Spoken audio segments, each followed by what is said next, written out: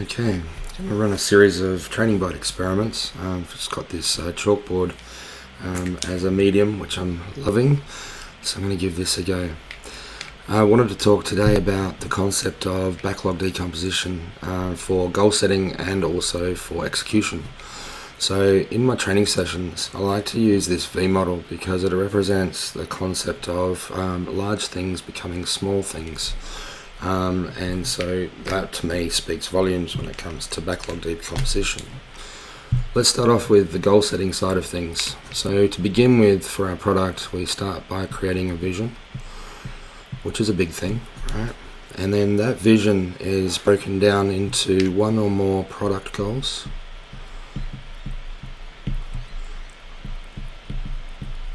And that product goal, one of those product goals, is then broken down into multiple sprint goals. Okay, so by completing a series of sprint goals within the product goal, you are completing, first of all, a sprint goal, but by completing multiple sprint goals relating to a particular product goal, you therefore are starting to complete your product goals. And by completing all of the product goals that are within your vision for the product, you therefore can look at completing your vision. Now, for the other side of the board, we're going to talk about the actual execution side. So let's just say that the top of our backlog for our organization, and each organization has its own backlog decomposition naming convention. Let's call it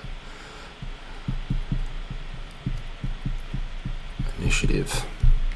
And so that's a big thing, right? And so what we need to do is break that big thing down into small, more executable pieces.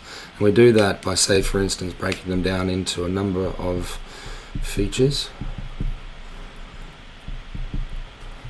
And features are still quite large, so we need to break those down into executable chunks within a sprint.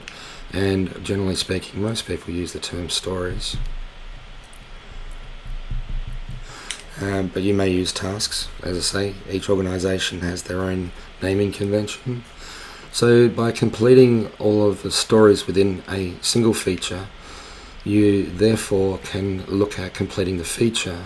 By completing all of the features within the initiative, you therefore are completing the initiative itself.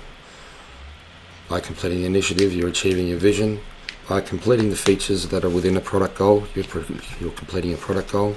And by completing the stories within a sprint goal, you're completing the sprint goal. I hope you find that helpful.